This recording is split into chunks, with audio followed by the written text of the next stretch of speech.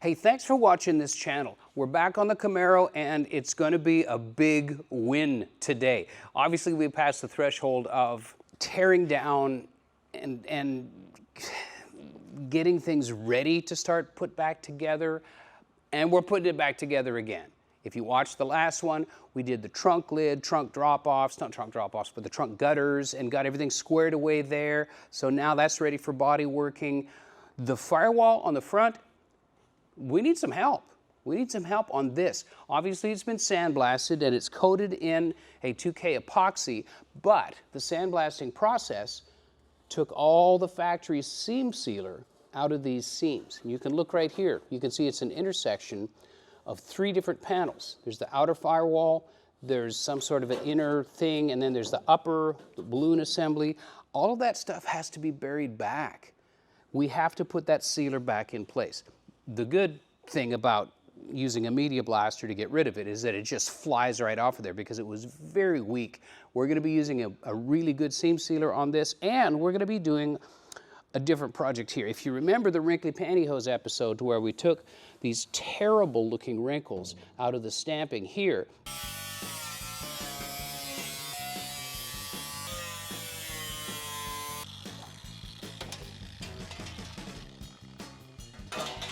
and welded a piece back in here that didn't diminish the strength of the firewall or ruin any kind of a GM crumple zone, just so you know. It just made it look better. So we're going to body work that, and we'll smooth that out a little bit, sand everything down, get these seams all sealed up, and we're going to paint it. I'm going to use a satin black. And as much as it is hard to tell, that's what the factory did here as well. You can kind of see?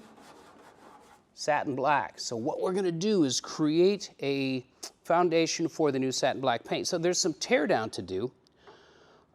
We've got a few pieces to pull off because we're doing this right. I'm restoring this thing.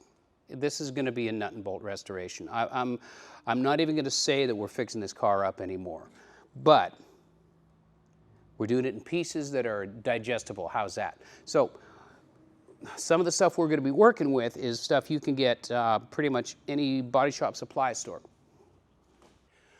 To redo the seams, we're using this DTM seam sealer. Now, if I can remember a minute and a half ago, I might have said 2K seam sealer. It's not what we're doing. This is 1K, obviously, but it's direct to metal.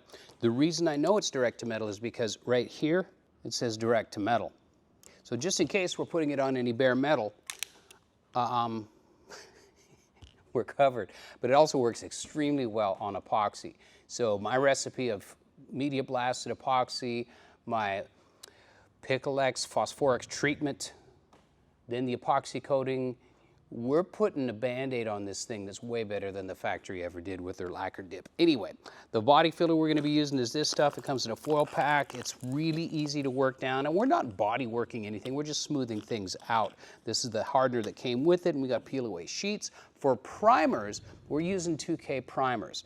2K meaning 2 component, meaning there's a catalyst in it. Now, typically in a rattle can, you don't have that, but with these, you do. See the red button on the top?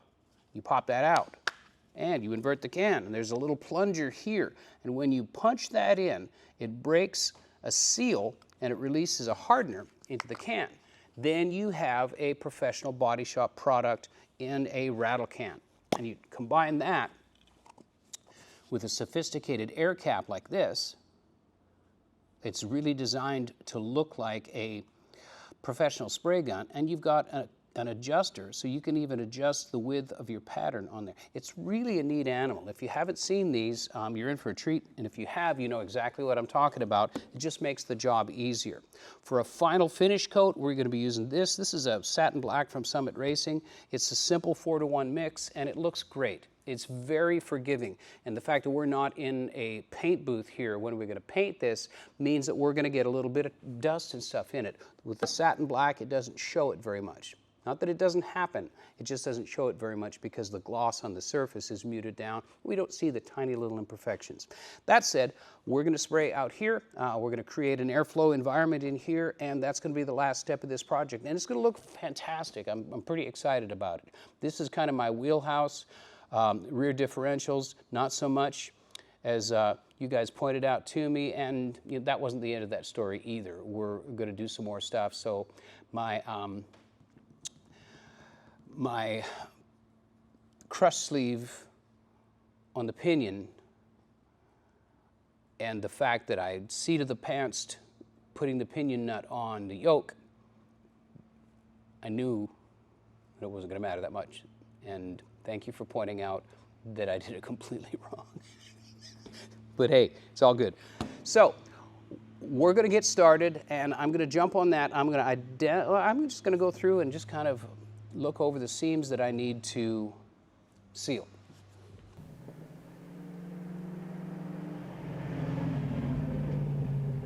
So I've got some stuff to take off before we get down to coatings and stuff. I'm hoping that I can take these off without ruining them.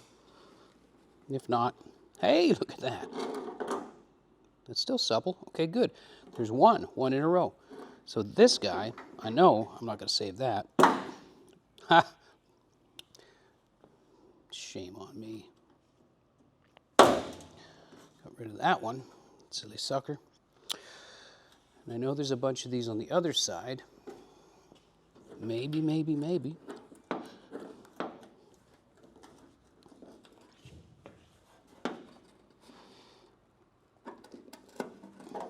Save that one. So I'm going to label those. I'll clean them up. That rubber will, that's restorable. Good. All right.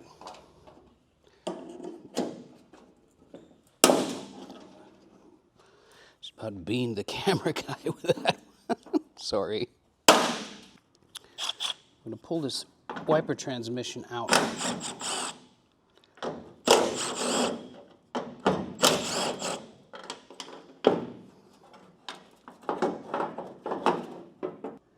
This will get sanded and painted.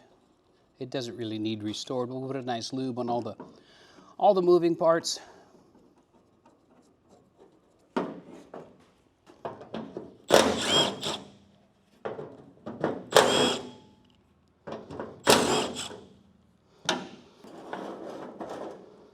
Put things back where I found them.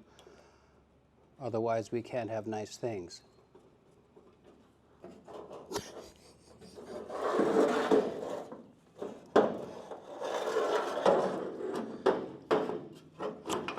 Alrighty then. What else has to come off? I think that's it. There's something over here. What is this? I don't know. I know what it held in there. That was ductwork on the inside of the dash.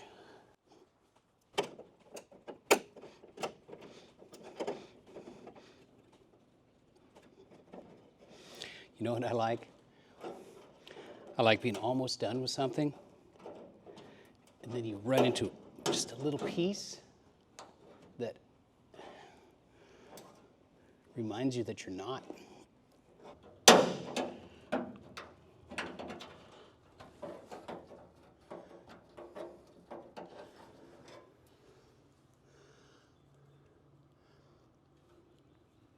All right, I ask you, what is the point of that? Anyway, that's got that. The rest of it, this is a rubber bumper right here. This one's petrified. All right, now we're ready to start doing. So I'm gonna get another tool.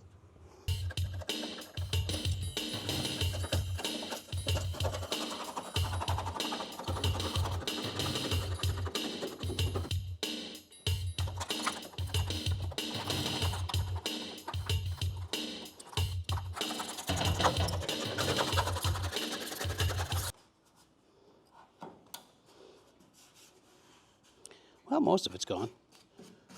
Got a good head start. We got one Phillips head something right there. So I know which seams I'm going to seal. If this epoxy was within a couple of days of spraying, then I would be able to just go right over top of it because it's got a long open window. However, it's been months since I sprayed this, so what I'm going to do is just knock a bit of tooth into all of the areas that I'm going to cover up with seam sealer. Like this bridge across here. over troubled water. And all of these areas here, because I'm going to try and do a nice job of it. There was never seam sealer here. This is a fender mount. There was no reason for a seam sealer there, but I'm going to smooth it over. I'm going to try and make it look nice. The biggest reason for putting the seam sealer back is to keep water from going in around all of these open areas that General Motors so feebly covered up 50 years ago. Ow. And right here, since I'm going to be using body filler, I might even put a little bit heavier sandpaper on here.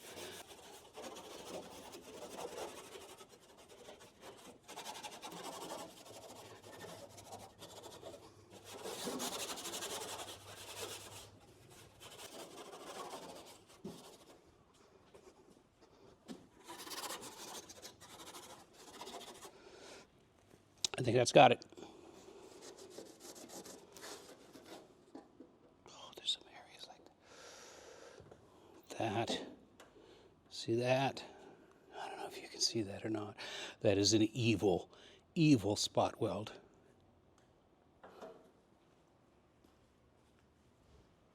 So I'm just going to diminish that guy. And this right here, that bugs me, so I'm going to flatten that out a bit. Everything else looks pretty okay, right? So I'm going to do this in groupings. I'm going to go ahead and get my seam sealer down. Then I'll do body working with filler and then primer and then all that stuff. We'll do it in stages.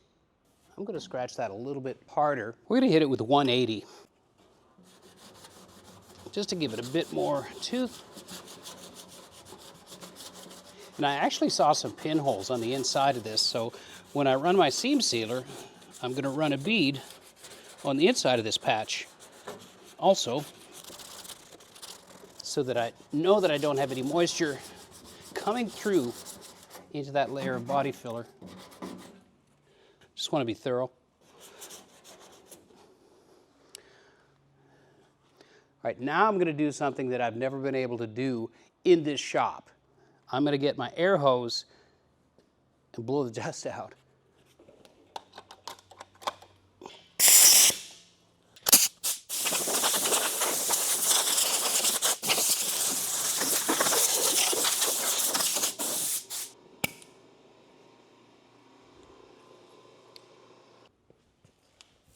So it seems like this. I can't help myself, and I want to make it look nice and neat. So I just do a border on either side of the seam that I'm going to seal up.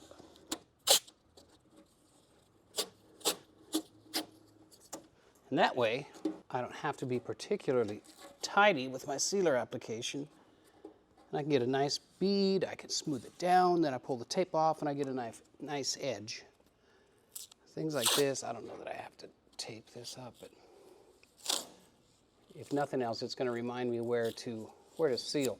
And this sandwich of goodness right here, I definitely want to wipe this. I'll probably come back and prime these areas just to smooth them out, have a nice finished look. But for the purpose of seam sealer's sake, we're going to get that. And I'm going to seal in here. So I'm going to come here and get this seam as well.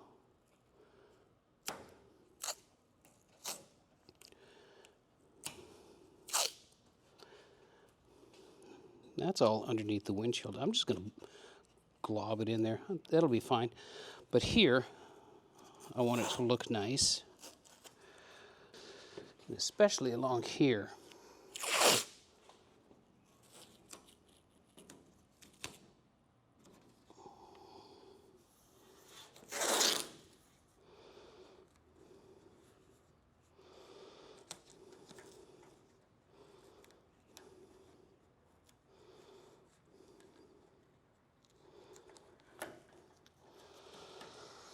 And on there, that'll smooth. And what was this? What's all this happy business in there? I know what this is, a fan motor sat in there, but all these peck marks, what is that about? There's a story.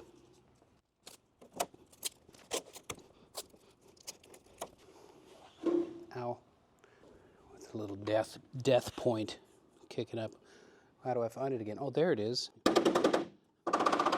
Somebody had their spot welder turned up on 11. Is that any louder? Well, it's one louder, isn't it? There's nothing wrong with just running a bead of sealer and smearing it in like a bathtub when you're installing it into a house or something, but this type of thing, making sure that everything looks nice, even though it's never ever going to be seen again, I kind of think it's for the next guy. And whether it ever gets noticed, who knows? But I'm throwing it out into the cosmos that I cared about this. So that's what I think. So I've got sealer, got a putty spreader, got a wipe cloth, I've got wax and grease remover, i.e. mild solvent, i.e. Body Shop Final Wipe. And I'm just going to do a couple of these lines.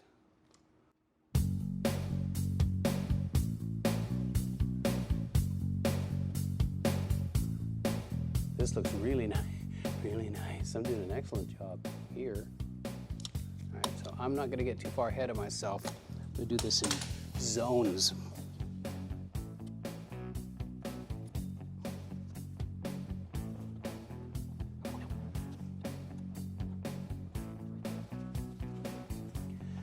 Before I get all crazy, here's my diabolical plan.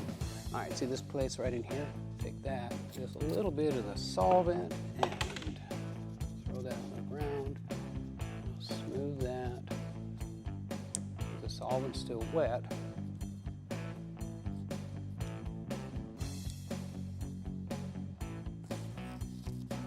I kind of meant to do that with the tape off of it, but with the solvent still wet. Now we can smooth down our seam. It looks all pretty, right?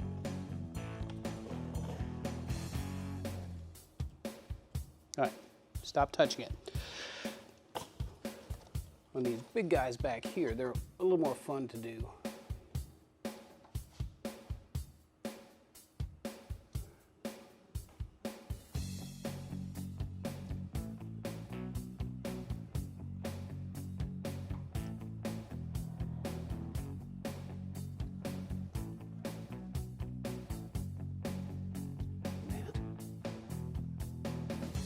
Works it into the crack.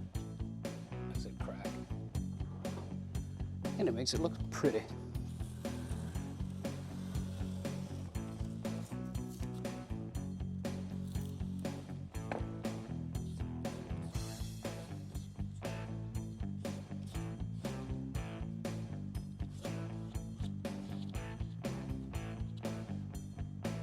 Over there, and I'm going to do this seam in here.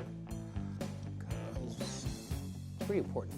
I believe this right here will keep water from getting on our shoes and never knowing where it came from.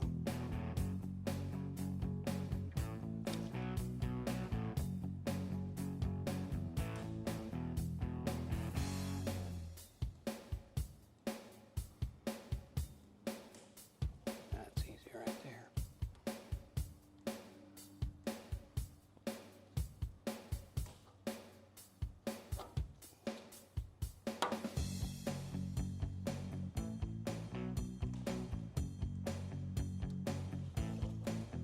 We're just going to move on. We're going to call that done. We're going to keep on moving on. That bugs me. Is that going to matter? No. Is anybody going to see that? No. Why am I wiping it up?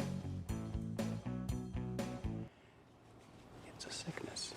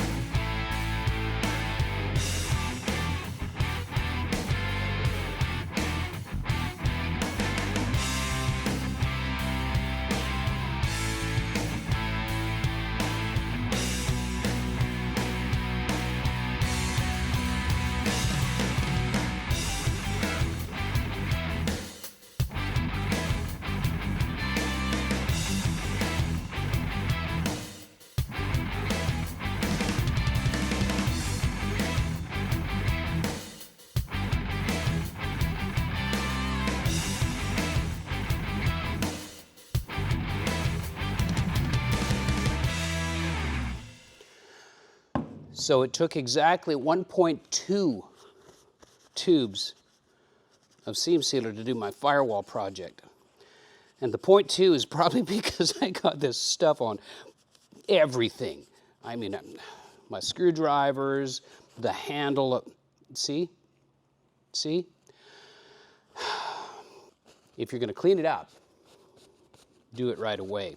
A couple of observations while I'm cleaning up my mess here. There's a lot of seam sealers out there. The two-part ones are probably the highest quality. They're also very expensive. They can be sometimes $60 a tube for the double cartridge, like from the 3Ms and the SEMs and the Fusers and those companies. It's great stuff. Modern collision repair, yeah, 100%. I didn't want to spend that, so I got 1K and I got bargain basement 1K sealer. And it's fine. I'm not going to beat it up. It's going to perform the function.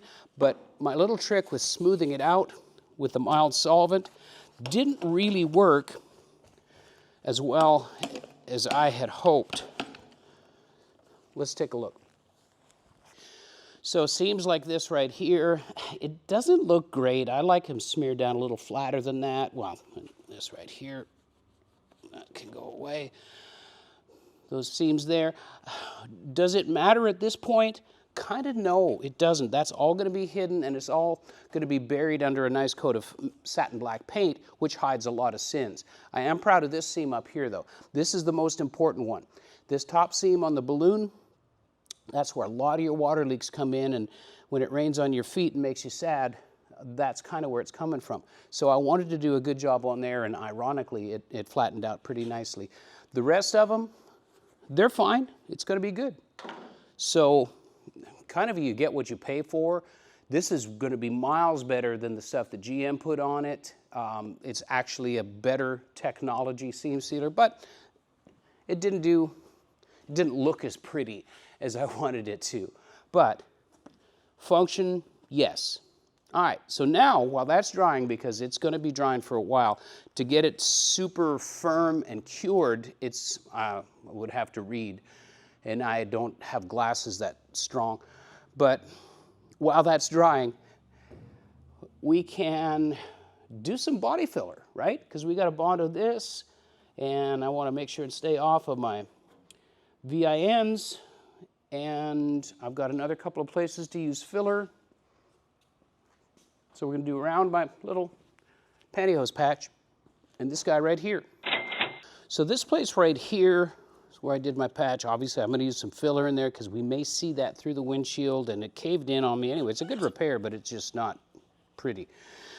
I used my Piclex conversion coating on here. Now, since that stuff doesn't really like polyester, and our body filler is made from polyester, I'm going to do a red scuff pad and scuff the surface really well so that I don't have any adhesion problems with my filler on there.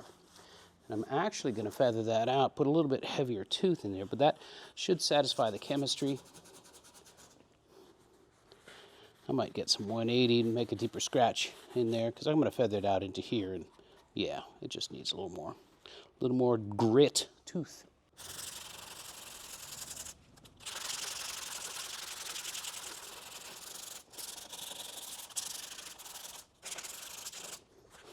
All right, so that just gets us a nicer feather. I used 180. The filler I'm going to use sticks to 180, so we are in good shape as long as I don't go nuts and wipe the filler out down to the middle of the dash. We should be good. All right, so this filler is super fine. It doesn't have a lot of build, but I don't need a lot of build. So it will stick to bare metal as long as it's properly prepped. But their mix ratio, all of this mix ratio is 2% by weight. But what they say is if you have a golf ball sized amount of filler, oh, come on, then they want you to put a pea-sized dollop of hardener. What if you've never played golf? What if you have no reference as to what the size is of a golf ball. How many golf balls are in that puddle? I don't know. But that's a pea-sized batch of filler. I'm going to say 2.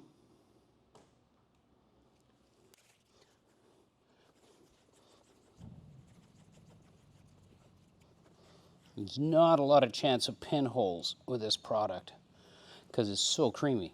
I'm still going to smooth it out on my application board. Then go nuts. Typical timing for body filler is 6 minutes. So you can visualize the Jeopardy music behind me. Well, that timer's going. It'll be fine. Of course, I can't use the Jeopardy music. They'll come after me and want money. But I do like the music.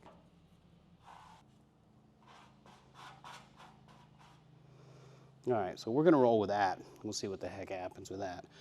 But this here on the Firewall, it might be too runny for this stuff. I don't know.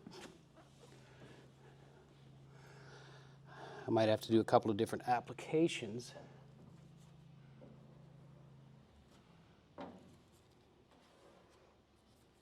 But I want to smooth this off and make it look nice.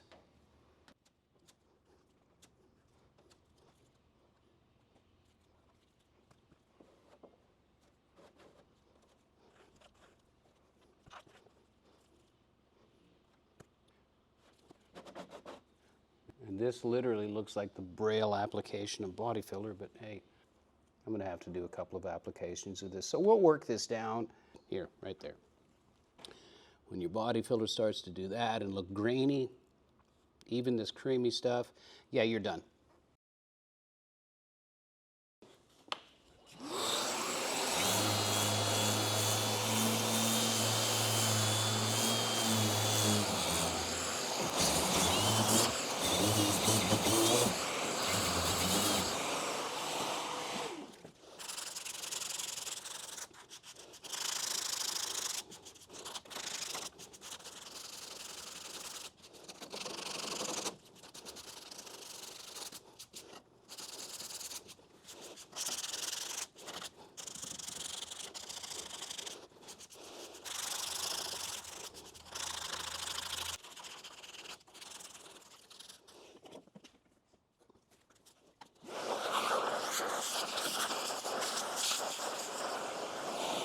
All right, mostly okay. Got a low spot there. I'm going to come back in and wipe that.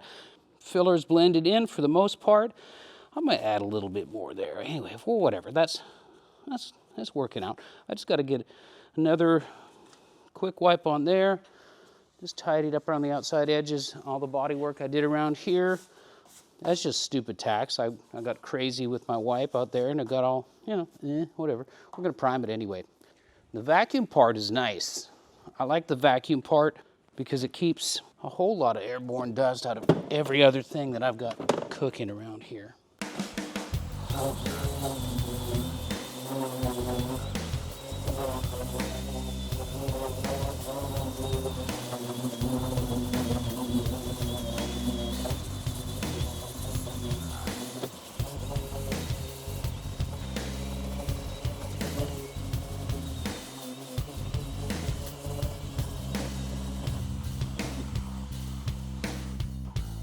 All right, that showed me what I wanted to know, and it kind of showed me what I suspected already, that I'm going to have to do another application in here. But I stopped, even though I'm not done sanding, because it's what Janet Jackson said. It's all about control. And now I'm all grown up. Get my hand sander, and we can finesse this a little bit.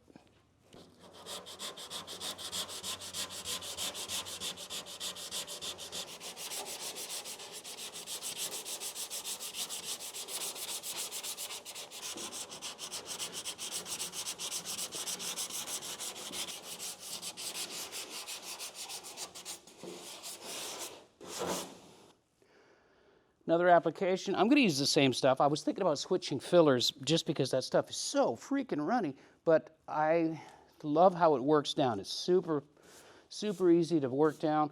We've got excellent adhesion on the epoxy where I sanded it and even where I did not sand it. So we know we've got the right recipe kicking. I'm using a flexible sanding block, right? It is not a firm acrylic block. The reason is that I actually want it to contour around some of these curves and the different surface areas here. I want it smoothed, not flat. There's a difference. Anyway, mixing more. My little low place right here, yeah, I'm going to wipe over top of it, but I always come back in here, and I know guys that don't, but I always come back here and scratch it up and make sure that I've got mechanical advantage there, i.e. tooth, i.e. scratches, so the filler can hold on to it. So now it's ready for another application. And one last thing before I wipe the filler, I'm going to go ahead and just blow the dust out of any pores that might happen to be there, because that could interfere with adhesion. Or it could hide air pockets that will eventually sink down in and cause a little depression in the top of the paint. And that kind of sucks. On my firewall repair, I'm bridging out probably another inch past the actual first seam, but I'm building for a little bit more thickness. On my dash repair, I'm blocking with 80 grit again, but I'm using a spray guide coat to help me contour the shape and get the brow and that curve of the complex shape of the corner of the dash where I want to see it. Using the guide coat as just a way to visualize and to see where my filler is flattening out and how I can make my corner back. All right, so I've been using 80 grit to shape this, and you saw me spray a little bit of guide coat, and you can still see the corner. I worked this side down to the middle, I worked this side up to the middle. Now I can see my brow. You can also see 80 grit sand scratches in there. So this is 180. So what I'm going to do now that I know that my shape is correct, well, now I'm going to go and just kind of smooth that brow over and replace all those 80 grit scratches with a 180.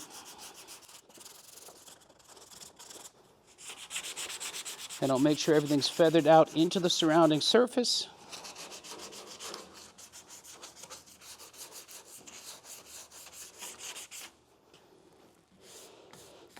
And that gets us ready for primer.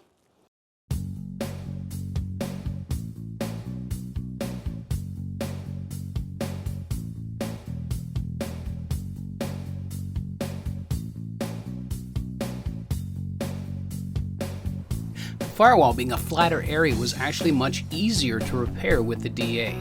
Just try and keep a flat foot and move the tool lightly across the surface. It's pretty much straightforward. After that, I sprayed a little bit of the black guide coat again and went back to the hand sanding. We're still using 80 grit here, but I will follow that with 180 just to make sure I've got as many of the 80 grit scratches gone as possible. I don't want to try and bridge them over or fill them up with primer. That's asking a lot of a very thin product. Now we're spraying multiple coats of primer and it's going to build up and build nicely, but you don't want to abuse the product.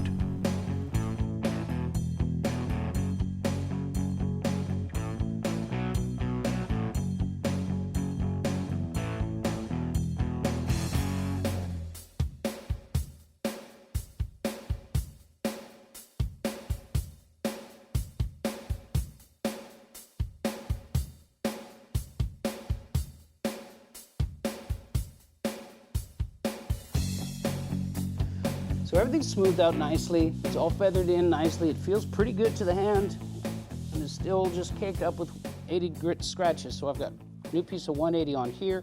So I'm just going to ride over the top of it with 180, and I'll bridge past the 80 grit scratches, and that should get us ready for a high build primer.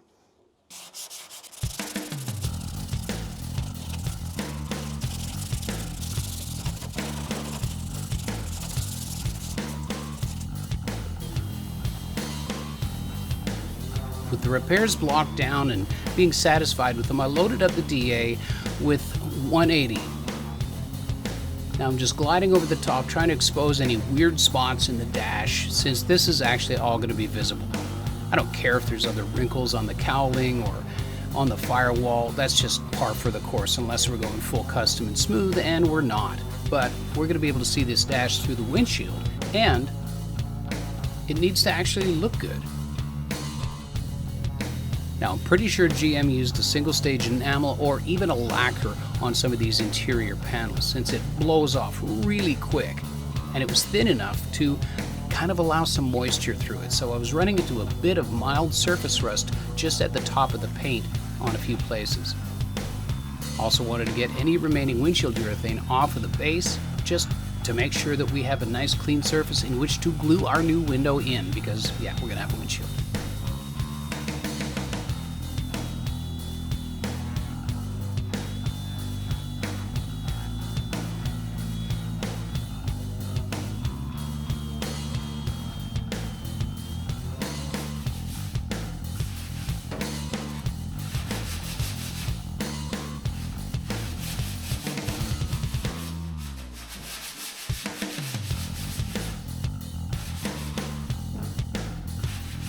Hand sanding inside the air intake and the balloon assembly, it's a chore, man. It's a pain in the booty, but it's got to be done.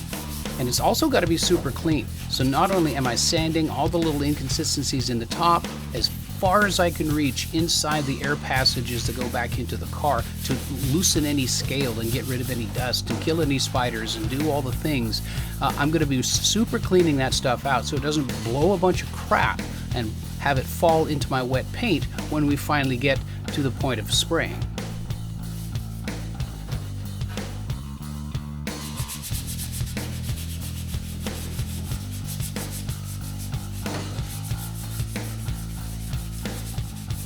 And just in case you're wondering, the nitrile gloves that I'm wearing are thick enough to protect my hands from sharp metal edges, but they're thin enough where I can feel the surface underneath my fingertips.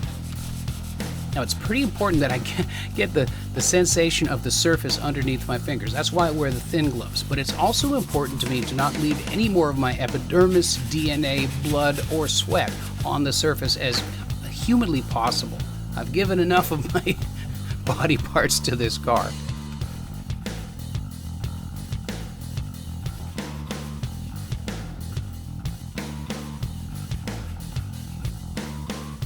Now we've got everything pretty much sanded down, blown off, and even wiped down.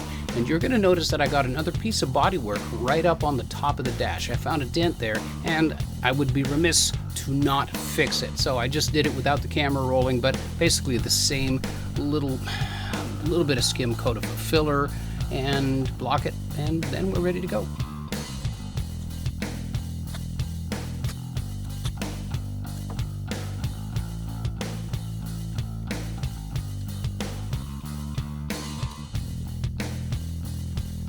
All right, with that done, here's where we're at. We're ready for primer. It's prime time, and I'm pretty excited about it because I've crossed the T's, I've dotted the I's, and other than a little bit of masking, we're ready to spray product. So I want to show you something, because there were some people going, yeah, but you didn't, and why didn't you, and what about the this, and what about the that, and I can't believe you did that. So I'm not fighting back, I'm not beating anybody up, I'm just saying, here's why we got this thing to become a roller, even though this is not finished suspension, and it's certainly not finished paintwork. Watch this. Oh, look at that. Look how easy that is. I can go right back, just with minimal effort. Look at that. Look at that. Now we're backed up against the door. Roller. Roller doesn't mean done. I ain't ready to drive, but it gets me to the point to where I can shuffle this sucker around the shop. So, more to come on the suspension, but hang in there. I got a vision. So now we're going to bag the rest. We're going to do some masking because, hello, I don't want to overspray all over every dang thing. We got to keep it neat and tidy, right? All right, got some work to do. So I happen to have a roll of Body Shop plastic, the type of plastic that you can paint on or overspray on, and it's not going to blow off into your wet work. You can use drop cloths with this, but if you're going to use a drop cloth right against a painted surface, you probably want to use about 18 inches of masking paper or even newsprint over top of that. All right, so the car is bagged up, everything is masked from the backside, all that stuff. There's a couple little housekeeping things that I want to do. This is a microfill pinhole eliminator and sealer. So the purpose of this is to fill pinholes in. if you hadn't figured that out. So what this stuff does, it's a 1K, but don't let that fool you. Basically what you do is you rub it into the surface, and if there's any pesky pinholes in that surface, they will fill it in. And this, you know, they typically manifest, you can see them. The times that I haven't done this, when I prime or seal or whatever, that's when I see those pinholes. But I don't see any right now. And I'll come back when that's totally dry, and I'll scuff over the top of it, just in case there's any of that pinhole eliminator sealer. We'll knock it down. All right, so up here, you didn't see me wipe this, but when you weren't looking, I saw another little dent up here. And if you remember, this was bowed up and folded up like a marked card in a bad Vegas card game. And I did a little bit of filler, a little skim coat on there. Okay, so maybe not pinholes, but you can see what this stuff does. Now look there, you can see those scratches. Those are 80 grit scratches that I left behind. That ain't good. That's not good at all. We have to ask a lot of our primers to fill in aggressive scratches like that. So that's another benefit of this stuff. I like it. A couple different companies have something like this. This one comes from U-Pole. No, and right there. All right, you see those tiny little black dots? Those are pinholes that would have sucked in a bunch of primer surfacer as I sprayed it. All right, so typically you can come back and chase that with a piece of sandpaper right away. So that's precisely exactly what we're gonna do. Anyway, just one of those things. Is it high tech? No. Is it new tech? Yes. You're welcome.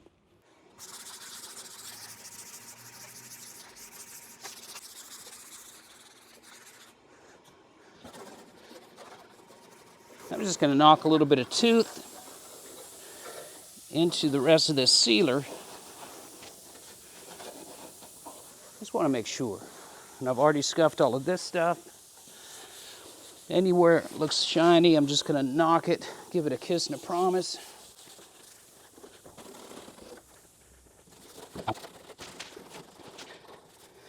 And if you're wondering why I've spent so much time masking a car that's a rolling shell in sealer, 2 words. Best practice. I don't want overspray on my wheels, and I don't want a bunch of crusty overspray on stuff that I might be using expensive coatings on later on. So there. Overkill? Probably.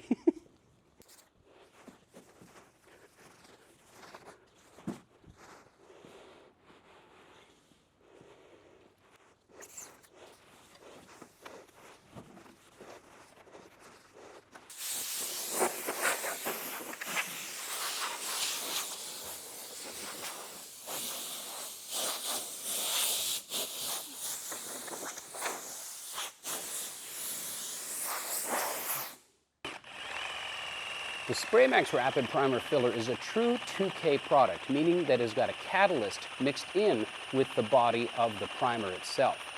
It's a non-isocyanate, which makes it safer to use, but we're still going to PPE up, and it requires a good 2 minutes of shaking both before and after you release the catalyst into the primer.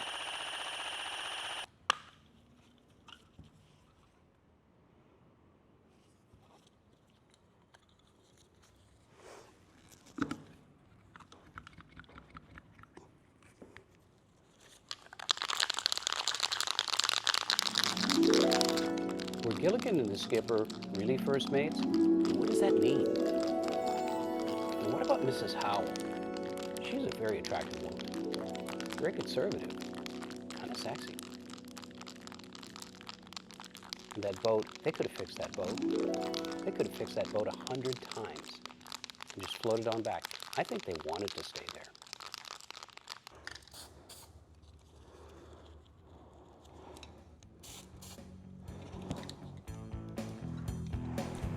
The good thing about this primer is that it sprays so much like an actual spray gun that my technique is really no different. You can see my overlap is about a half. It should be about 75%, but it's about 50, and I can correct it as I'm going because, again, I can control it like a spray gun.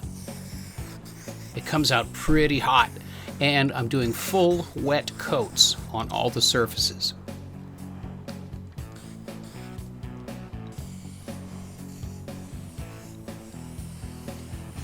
Over on this side, there was a few pits in it that were still left in the metal, but for the most part, there was no damage. I still want to get a nice fat coat of primer on here so I can block it down and make it look nice for the finish coats. The second coat is pretty much like the first coat, but a little on the inside of the outside edges of the first coat. That way we have an outside-in technique and a staggered taper on the outside edges of the primer. That way we don't bury the marbles and trap air pockets on the outside edge where the overspray is really heavy and not joined in by the droplets. If that sounds sciencey, well, it kind of is, but it's pretty important too. I am going to have an upcoming video that gets pretty technical when it comes to what happens when you pull the trigger of a spray gun. This primer is sandable in a couple of hours easily, but we let it dry overnight because I had other stuff to do and came back the next day and I know it's more than cured. You know I love guide coats, and now you know why. It's because it shows you what your surface looks like, so you know when you're done sanding and you know when the surface is ready for the next step.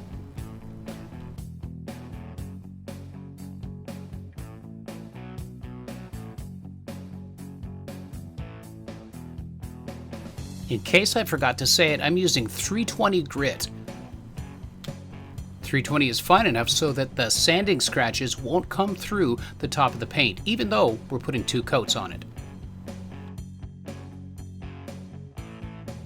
All right, with the body filler places sanded, guide coat is gone.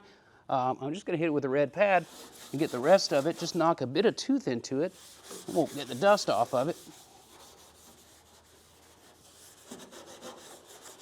We'll be ready to spray. This product also can be directly top coated within 20 minutes and act as a sealer. So really and truly, I went around this with a scuffing pad before. So all I have to do is scuff the areas to where I know there's primer overspray. All right, get some dust extraction equipment and we'll be ready to move on.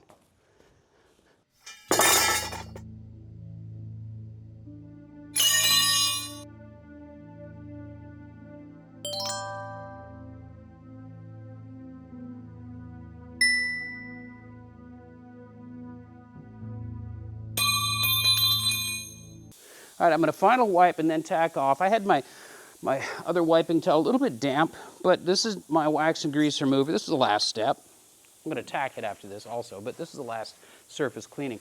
But I'm getting the rag wet instead of soaking the panel down. There's so many crevices and little areas in here. And also, I'm going to uncover my taped up car information, because I'm going to paint over that. That's what GM did, and I thought it was a pretty good idea. Anyway, when I wet the rag, well, I just shower the dang panel. When I wet the rag and then wipe with it, it just makes a neater job of it and keeps me from soaking and saturating into the panel, especially right there. I'm kind of burned through into the filler.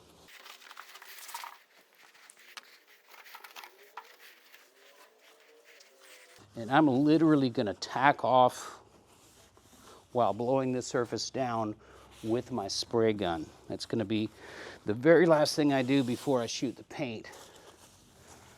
So that concludes the surface cleaning portion of this juncture. And now we're going to do a homemade exhaust fan. All right, to get some air movement within this building, there's no exhaust fan anywhere. So we're going to do down here, I've got the door closed on a couple of boxes and 2 fans right here. So we're going to crank those puppies up, and that's going to get the air out. I'll crack the man door on the other end. That'll give us air flow, and it will be adequate. And if you read your TDS sheet, all these products require adequate airflow. We don't want the room to balloon up with overspray. So, is this thing? Anyway, so that's that. That's how we're evacuating air, just in case you wondered.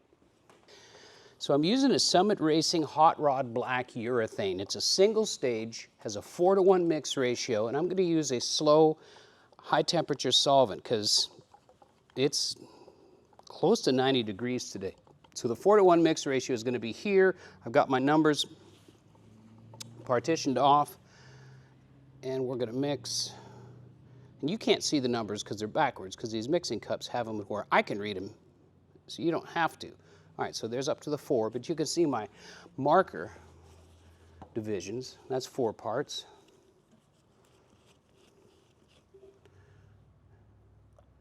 We'll go up here, and that's 1 part.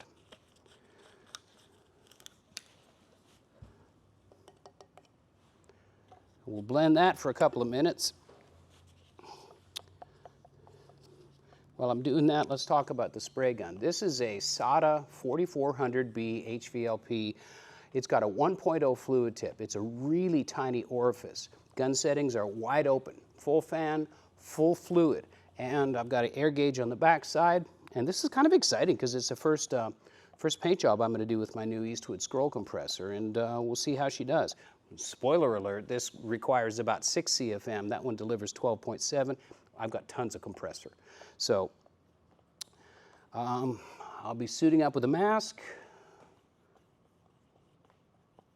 turn the fan on, say a prayer to the paint gods, put 2 coats of this stuff on. I may or may not mutter some bad words under my breath if things go horribly wrong, but for the most part, I don't think they're going to. So I'm going to double strain into my spray cup. I don't know if you can hear that or not, but it just started raining like cats and dogs outside. So at least this isn't back in the days of lacquer. When we were painting lacquer in collision shops many years ago, several decades ago, when it would rain, that was a oh no. That was a oh no sign because the moisture in the air would literally get trapped into the lacquer film and it would blush on us and it wouldn't dry properly. Urethane is a lot more stable, but satin doesn't like humidity. We may be fighting. I'm just saying. I might be fighting things. All right, so I'm going to turn my high-tech exhaust fans on, and I'm going to mask up, and we're going to do this thing, man. I'm pulling the trigger. I don't care.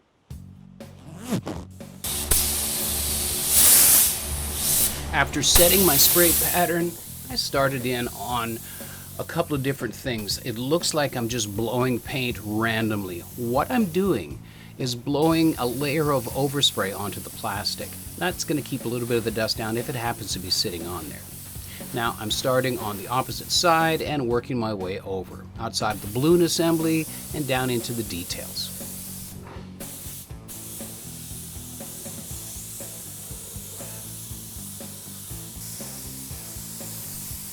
Here I've got my air cap turned to a 45-degree angle. That way my pattern is still vertical, but my gun can be off to an angle. It just helps you maintain a good pattern and overlap while you're at a compromised angle with your wrist.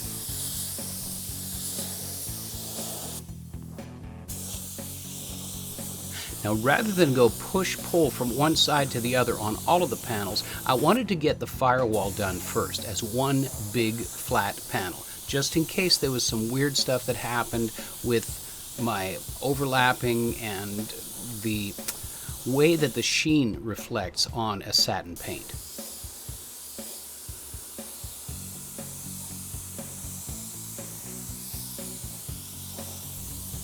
And with the Firewall done, I'm not going to pollute it with overspray because the angle is so drastically different. So now I can focus on the different flat areas.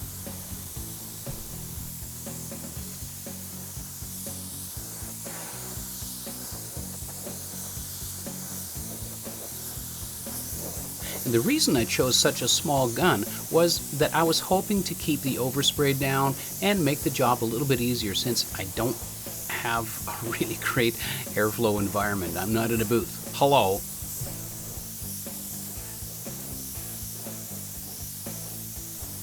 And although the end result ended up looking pretty dang good, in hindsight, I should have had a bigger gun with a larger orifice, and I could have bumped my air pressure down a little bit and made the job a little bit easier on myself. I would have had less handwork, less travel speed, and it just would have been a little bit easier paint job. But I just didn't want to completely cloud up the room with overspray, so I chose the smaller spray gun.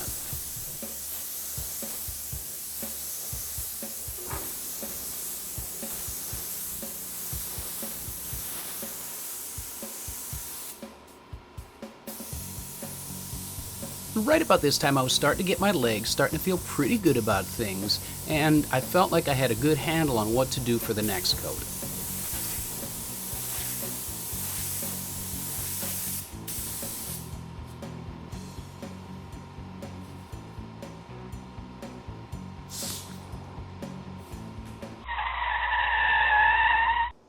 Hey, how you doing? So I want you to know that what you're about to see here has only happened to me 3 times in my life. I've been painting cars professionally since 1990.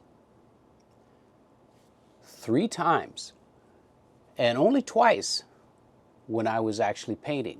I've painted with old stuff, old equipment, new equipment, pro booths, no booths. It's really rare. And it kind of sucks. So watch with me and embrace the suck.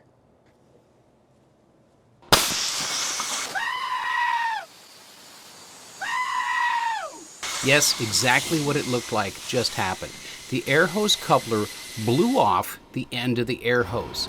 And that cloud that you see in the air is not overspray, it's actually shop dust, primer dust, body shop dust, greasy dust, metal shavings, all floating up in the air ready to land on my fresh paint. I had another air hose hanging up, I grabbed it, I plugged it in, and I kept going. What are you going to do?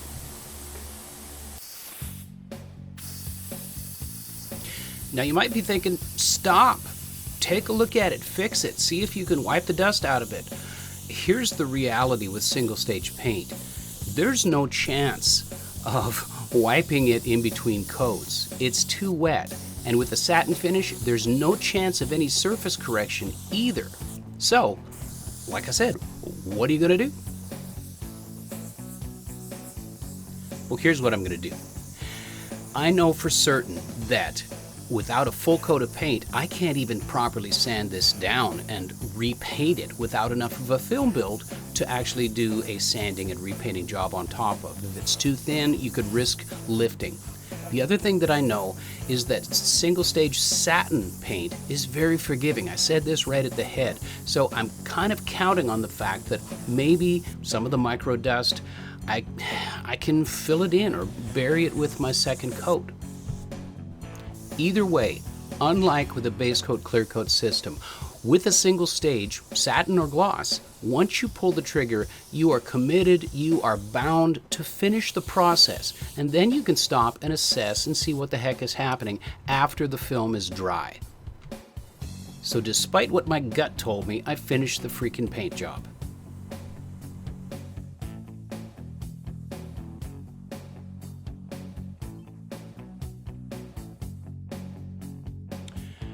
We unmasked it. There's nothing high-tech about unmasking a car other than wait till the paint's dry to do that. So we've done that, and I have to say, man, I'm very, very happy with how this came out, especially with the debacle that happened with this.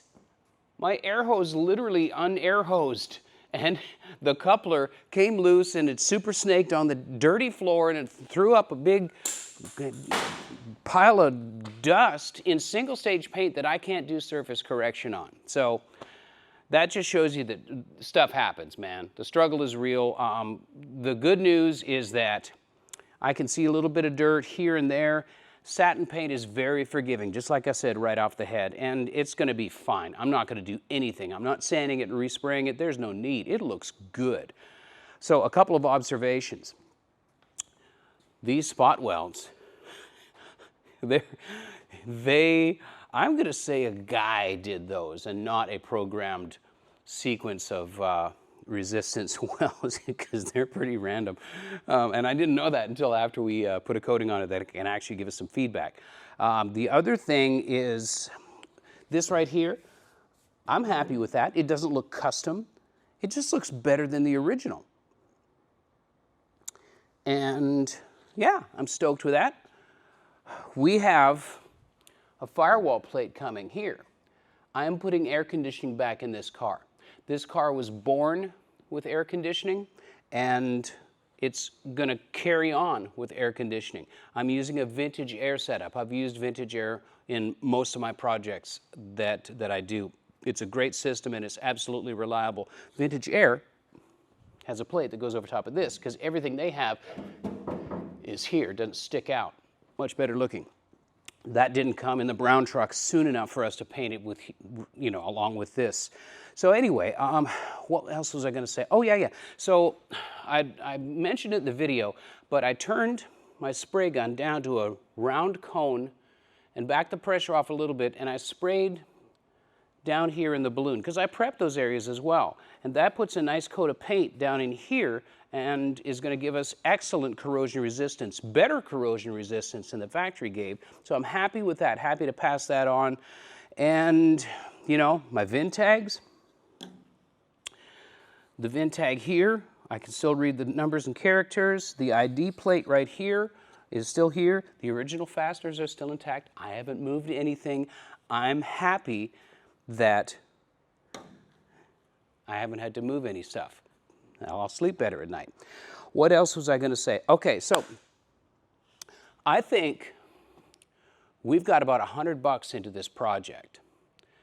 I'll itemize the list down in the description, but the spray can of primer was about $30. We already had the epoxy on it, body filler, minimal amount of filler. The paint, I already had the paint, but it was only a quart. It was a quart, so I'll get you the price on that. But all told, aside from maybe some incidental stuff that I'm forgetting, it's not an expensive thing to do. And it gives us a really great result. And I'm so stoked that we're finally building this thing back instead of tearing it apart. So I also want to talk about the time that it took to do this project. Now, start to finish, it wasn't something you could really do start to finish. We have dry times. We have dry times for filler, dry times for primer, and then real life gets in the way as well. So me and camera guy were talking about it, and we have 4 different video sessions involved in doing this project start to finish. Each session took about 3 hours and a little bit of prep before and maybe a little bit of cleanup afterwards. You know, we don't do this like we did TV back in the day. We pretty much shoot real time what's happening and bring you guys along with us. So we've got, I'm going to say 12 production hours in this. And, you know, there was some downtime also where I came in and I body worked the top of the dash, maybe another couple hours. So for you guys, I just want to let you know that this is probably 15, 16 hours worth of labor. Production time, it kind of runs into days, and the editing time, well, that's a whole other story. You guys that do YouTube, you know how long it takes to edit, and that's a struggle. But it's a doable thing. And if you break it up into pieces, it's really doable. Nothing we showed you is particularly difficult. And the paint job, because it's satin, because it's forgiving, looks really nice, and it gives us the foundation for us to be able to now start the reassembly process. You know, I've got to clean up the wiper motor, the wiper transmission, and we're going to paint all of that stuff. It was also my first time with a big boy compressor in this shop, and this is the QST 3060.